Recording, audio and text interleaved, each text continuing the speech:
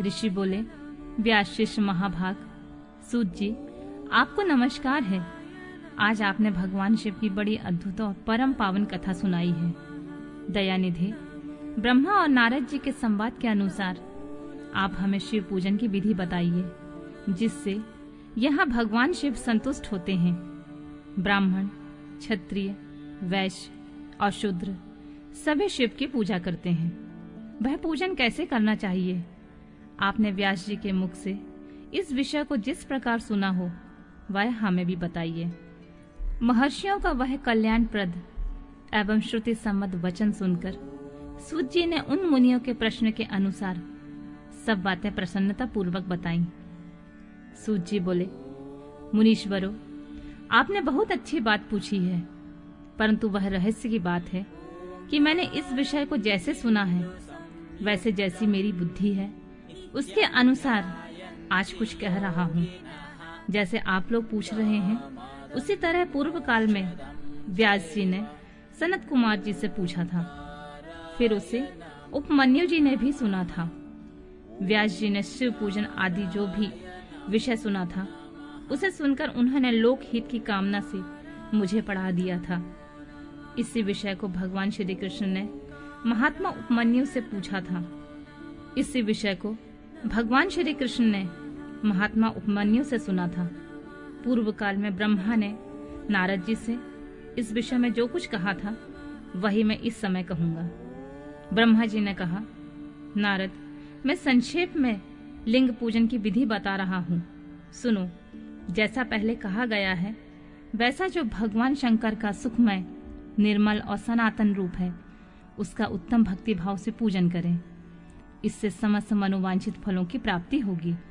दरिद्रता, रोग, दुख तथा शत्रु जनित पीड़ा, ये 4 प्रकार के पाप तभी तक रहते हैं जब तक मनुष्य भगवान शिव का पूजन नहीं करता है। भगवान शिव की पूजा होते ही सारे दुख विलीन हो जाते हैं और समस्त सुखों की प्राप्ति होती है।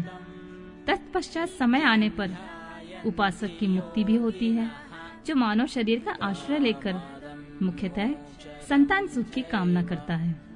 उसे चाहिए कि वह संपूर्ण कार्यों और मनोरथों के साधक महादेव जी की पूजा करे। ब्राह्मण, क्षत्रिय, वैश्य और शूद्र भी संपूर्ण कामनाओं तथा प्रयोजनों की सिद्धि के लिए क्रम से विधि के अनुसार भगवान शंकर की पूजा करें।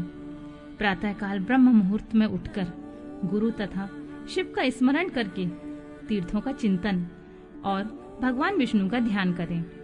फिर मेरा, देवताओं का और मुनि का आदि का स्मरण चिंतन करके स्तोत्र पाठ पूर्वक शंकर जी का विधि पूर्वक नाम लें। उसके बाद शैया से उठकर निवास स्थान से दक्षिण दिशा में जाकर मल त्याग करें। मुने, एकांत में मलोत्सर्ग करना चाहिए। मुने, उससे शुद्ध होने के लिए जो विधि मैंने सुन रखी है, उसे आज मैं कहता हूँ। मन को एकाग्र करके सुनो। ब्राह्मण गुदा की शुद्धि के लिए उसमें 5 बार शुद्ध मिट्टी का लेप करे और धोए। क्षत्रिय 12 बार, वैश्य 3 बार और शूद्र 2 बार विधि पूर्वक गुदा की शुद्धि के लिए उसमें मिट्टी लगाए। लिंग में 1 बार प्रयत्न पूर्वक मिट्टी लगानी चाहिए। तत्पश्चात बाएं हाथ से 10 बार और दोनों हाथों से 7 बार मिट्टी लगाकर धोए। 7 प्रत्येक पैर में 3-3 बार मिट्टी लगाए। फिर दोनों हाथों में मिट्टी लगाकर धोए। स्त्रियों को शूद्र की ही भांति अच्छी तरह मिट्टी लगानी चाहिए। हाथ पैर धोकर पूर्ववत शुद्ध मिट्टी लें और उसे लगाकर दांत साफ करें। फिर अपने वर्ण के अनुसार मनुष्य दंतवन करे। ब्राह्मण को 12 अंगुल की दंतवन करनी चाहिए। क्षत्रिय 11 अंगुल, वैश्य 10 अंगुल और शूद्र 9 अंगुल की दंतवन करे। यह दंतवन का मान बताया गया है। मनुस्मृति के अनुसार काल दोष का विचार करके ही दंतवन करे और त्याग दे। तात, षष्ठी, प्रतिपदा, अमावस्या, नवमी व्रत का दिन, सूर्यास्त का समय, रविवार और श्राद्ध दिवस, ये दंत धावन के लिए वर्जित हैं। इनमें दंतवन नहीं करना चाहिए। दंतवन के पश्चात तीर्थ आदि में जाकर विधि पूर्वक स्नान करना चाहिए। विशेषतः देश काल आने पर मंत्रोच्चारण पूर्वक स्नान करना चाहिए। स्नान के पश्चात पहले आचमन करके वह धुला हुआ वस्त्र धारण करें। फिर सुंदर एकांत स्थल में बैठकर संध्या विधि का अनुष्ठान करें। यथा योग संध्या विधि का पालन करके पूजा का कार्य आरंभ करें। मन को सुस्थिर करके पूजा गृह में प्रवेश करें। वहां पूजन सामग्री लेकर सुंदर आसन पर बैठें। फिर न्यास आदि करके क्रमशः महादेव जी का पूजा करें। शिव जी की पूजा से पहले गणेश जी की, द्वारपालों की और दिक्पालों की भी भली भांति पूजा करके पीछे देवताओं के लिए पीठ स्थान की कल्पना करें, अथवा अष्टदल कमल बनाकर पूजा द्रव्य के समीप बैठें और उस पर कमल पर ही भगवान शिव को समासीन करें।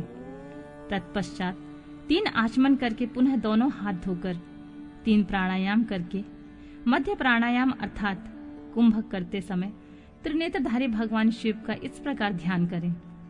उनके 5 मुख हैं, 10 भुजाएं हैं, शुद्ध स्फटिक के समान उज्जवल कांति है। सब प्रकार के आभूषण उनके श्री अंगों को विभूषित करते हैं तथा वे व्याघ्र चर्म की चादर ओढ़े हुए हैं। इस तरह का ध्यान करके उनकी भावना करें कि मुझे भी इनके समान ही रूप प्राप्त हो जाए। ऐसी भावना करके मनुष्य सदा के लिए अपने पाप को भस्म कर डाले। इस प्रकार भावना द्वारा शिव का ही शरीर धारण करके उन परमेश्वर की पूजा करें। शरीर शुद्ध करके मूल मंत्र द्वारा क्रमशः न्यास करें।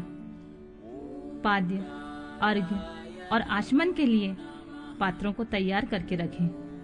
बुद्धिमान पुरुष विधि पूर्वक भिन्न भिन्न प्रकार के 9 कलश स्थापित करें। उन्हें कुशाओं से ढककर रखें और कुशाओं से ही जल लेकर उन सब का प्रोक्षण करें। तत्पश्चात उन सभी पात्रों में शीतल जल डालें। फिर बुद्धिमान पुरुष देखभाल कर प्रणव मंत्र के द्वारा उनमें 99 द्रवों को डालें। खस और चंदन से पाद्या पात्र में रखे चमेली के फूल, शीतल चीनी, कपूर, बड़ की जड़ और तमाल, इन सबको यथोचित रूप से कूट पीस कर चूर्ण बना लें और आचमनीय के पात्र में डालें। इलायची और चंदन को भी सभी पात्रों में डालना चाहिए। देवादिदेव महादेव के पार्श्व भाग में नंदीश्वर का पूजन करें। गंध, धूप तथा भांति भांति के दीपों द्वारा शिव की पूजा करें। फिर लिंग शुद्धि करके मनुष्य प्रसन्नता पूर्वक मंत्र समूहों के आदि का प्रणव तथा अंत में नमः पद जोड़कर उनके द्वारा इष्ट देव के लिए यथोचित आसन की कल्पना करें। फिर प्रणव से पद्यासन की कल्पना करके यह भावना करें कि इस कमल का पूर्व दल साक्षात अणिमा नामक ऐश्वर्य रूप तथा अविनाशी है, दक्षिण दल लघिमा है, पश्चिम दल महिमा है, उत्तर दल प्राप्ति है, अग्निकोण का दल प्राकाम्य है और नेतृत्व कोण का दल इंशित्व है, वायव्य कोण का दल वशित्व है, ईशान कोण का दल सर्वज्ञव्य है। उस कमल के कर्णिक को सोम कहा जाता है। सोम के नीचे सूर्य है, सूर्य के नीचे अग्नि है और अग्नि के नीचे धर्म आदि के स्थान है। क्रमशः ऐसी कल्पना करने के पश्चात चारों दिशाओं में अव्यक्त महत्व, अहंकार और उनके विकारों की कल्पना करें। सोम के अंत में सत्व, रज और तम, इन तीनों गुणों की कल्पना करें। इसके बाद सद्योजातम, प्रपद्यामि इत्यादि मंत्र से परमेश्वर शिव का आवाहन करके ओम वासुदेवाय नमः इत्यादि वामदेव मंत्र से इन्हें आसन पर विराजमान करें। फिर ओम तत्पुरुषाय विद्महे इत्यादि रुद्र गायत्री द्वारा इष्ट देव का सानिध्य प्राप्त करके फिर ईशानम सर्व विद्या नाम इत्यादि मंत्र से आराध्य देव का पूजन करें। पाद्य और आचमनीय अर्पित करके अर्घ्य दें। तत्पश्चात गंध और चंदन मिश्रित जल से विधि पूर्वक रुद्रदेव का स्नान कराएं। पाद्य और आचमनीय अर्पित करके अर्घ्य दें। तत्पश्चात गंध और चंदन मिश्रित जल से विधि पूर्वक रुद्रदेव को स्नान कराएं। फिर पंचगव्य निर्माण की विधि से 5 द्रव्यों को एक पात्र में लेकर प्रणव से ही अभिमंत्रित करके उन मिश्रित गव्य पदार्थों द्वारा भगवान को नहलाएं।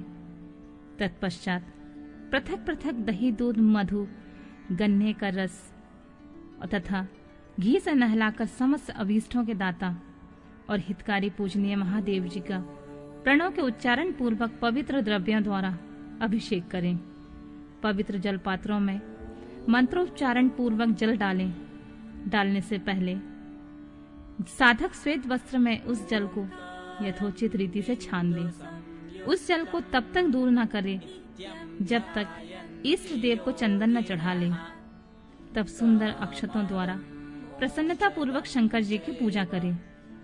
उनके ऊपर कुश, अपामार्ग, कपूर, चमेली, चंपा, गुलाब, श्वेत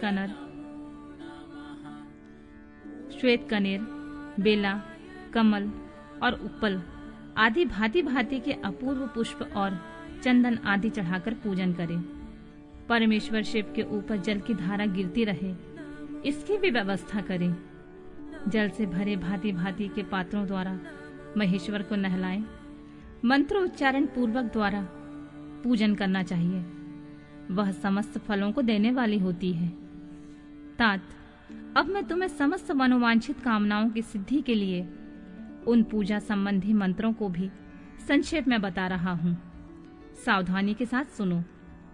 पावमान मंत्र से, वाम्यांग में इत्यादि मंत्र से, रुद्र मंत्र तथा नील रुद्र मंत्र से, सुंदर एवं शुभ पुरुष सूक्त से, श्री सूक्त से, सुंदर अथर्व शीर्ष के मंत्र से, आ, नो, भद्रायाम इत्यादि शक्ति मंत्र से, शांति संबंधी दूसरे मंत्रों से, भारुण्डय मंत्र और अरुण मंत्रों से, अर्थवीष्टाम तथा देवव्रत साम से इत्यादि महामृत्युंजय से तथा पंचाक्षर मंत्र से पूजा करें। 1 सहस्त्र अथवा 101 जल धाराएं गिराने की व्यवस्था करें। ये सब वेद मार्गों से अथवा नाम मंत्रों से करना चाहिए। तदंतर भगवान शंकर के ऊपर चंदन और फूल आदि चढ़ाएं। प्रणव से ही मुखवास अर्पित करें। इसके बाद जो स्फटिक मणि के समान निर्मल, निष्कल, अविनाशी, सर्वलोक कारण, सर्वलोकमय परम देव है, जो ब्रह्मा, रुद्र, इंद्र और विष्णु आदि देवताओं की भी दृष्टि में नहीं आते हैं। वेद वेत्ता विद्वानों ने जिन्हें वेदांत में वनवाणी के अगोचर बताया है, जो आदि, मध्य और अंत से रहित तथा समस्त रोगियों के लिए औषध रूप है, जिनके शिव तत्व के नाम से ख्याति है तथा जो शिवलिंग के रूप में प्रतिष्ठित हैं। उन भगवान शिव का शिवलिंग के मस्तक पर प्रणव मंत्र से ही पूजन करें।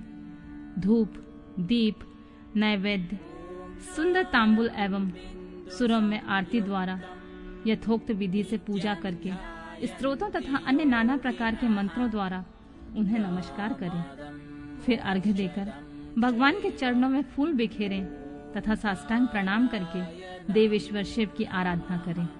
फिर हाथ में फूल लेकर खड़े होकर दोनों हाथ जोड़कर मंत्र से सर्वेश्वर शंकर की पुनः प्रार्थना करें। कल्याणकारी शिव, मैंने अनजाने में अथवा जानबूझकर जो जब पूजा आदि सत्कर्म किए हैं, वे आपकी कृपा से सफल हों। इस प्रकार पढ़कर भगवान शिव के ऊपर प्रसन्नता पूर्वक फूल चढ़ाएं। स्वास्थ्य वाचन करके नाना प्रकार की आश्रय प्रार्थना करें। फिर शिव के ऊपर मार्जन करना चाहिए। मार्जन के बाद नमस्कार करके अपराध के लिए क्षमा प्रार्थना करते हुए पुनरागमन के लिए विसर्जन करना चाहिए। इसके बाद आद्या से आरंभ होने वाले मंत्र का उच्चारण करके नमस्कार करें। फिर संपूर्ण भाव से विभोर होकर प्रार्थना करें। प्रत्येक जन्म में मेरी शिव की भक्ति हो, शिव में भक्ति हो, शिव में भक्ति हो। शिव के सिवा दूसरा कोई मुझे शरण नहीं देने वाला।